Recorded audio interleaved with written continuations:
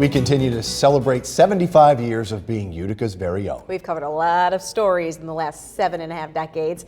Maybe impossible to show them all, but News Channel 2's Ben Kinney has been digging through the archives and found some of the biggest headline makers in our time on air. Yeah, guys, good evening. And as you heard earlier, this is where our story started. December 1st, 1949, I was able to find a copy of the Utica Daily Press from the day we went to air. It's a day that would change the way the Mohawk Valley receives their news. In the years following World War II, Utica was a city on the rise. More jobs led to a rising population.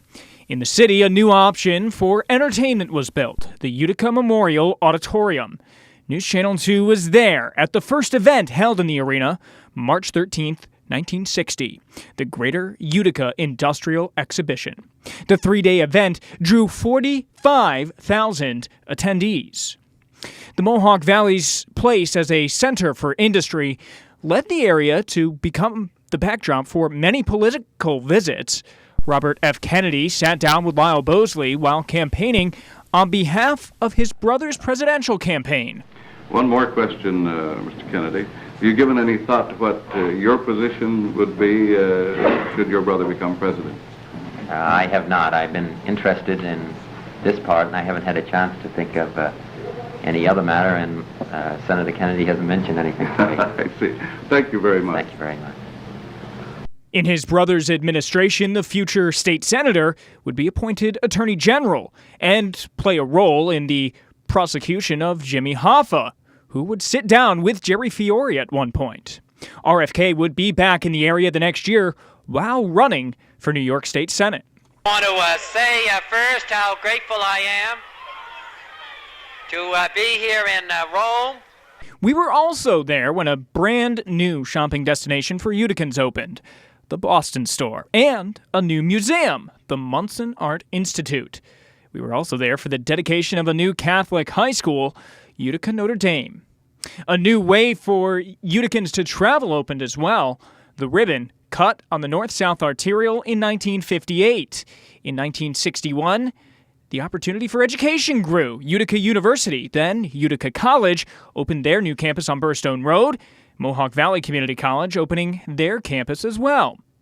In the 1970s, workers for the Mohawk Valley's hometown airline, Mohawk Airways, decided to go on strike. We were there as the votes were cast and as they hit the picket lines.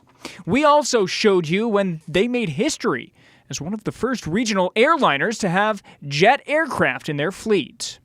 Our time on the air has seen 7 state governors, 13 mayors for the city of Utica, 16 for Rome, countless legislators and council people, and we've covered them all. In 1980, we watched as Utica became a hub for rail travelers heading to the Winter Olympics in Lake Placid. Central New York seems to have a mind of its own when it comes to the weather. One of the most notable winter storms, February 4th, 1961.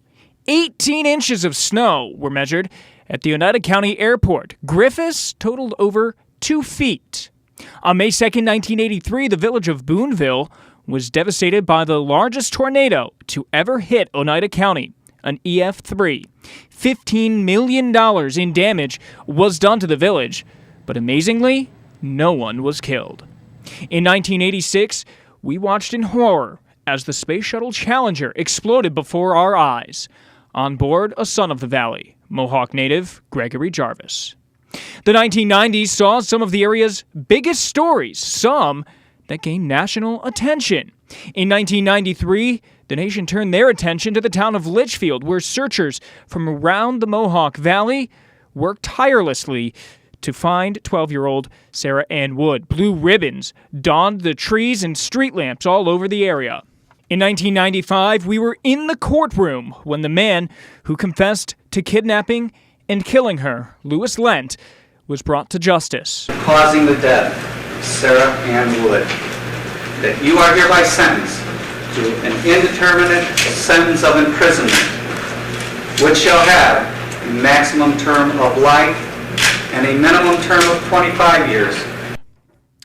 Our community has had its ups and downs. One of the largest blows in September of 1995. Griffiths Air Force Base was shuttered as part of the Department of Defense's Base Realignment and Closure Commission. That closure also threatened Rome Labs, but with the support of local leaders, it was decided the lab would remain. Good evening, everybody. A victory today for Rome, a big one in all of New York. In the nationwide battle over military bases, the Federal Base Closure Commission voting unanimously this morning to keep the Rome lab open.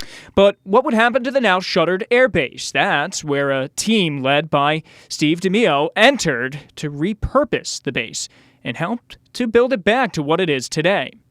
But before it became the Griffiths Industrial Park, it became the site of Woodstock 99. The other international story of the day is the one happening right on our doorsteps, Woodstock 99. We have a crew of literally living on the grounds of Woodstock, and for the next few days, we'll have live team coverage of Woodstock 99.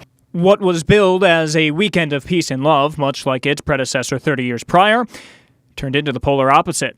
Riots breaking out, the festival turned into complete pandemonium and chaos. Channel 2 at 6 begins now. It's all over, including the shouting, but not without some serious damage. Woodstock 99 marred by violence and destruction of property. That's tonight's top story on News Channel 2 at 6. And our commitment to being where the news comes first stands strong even today. And that's something we are extremely proud of. We'll be back.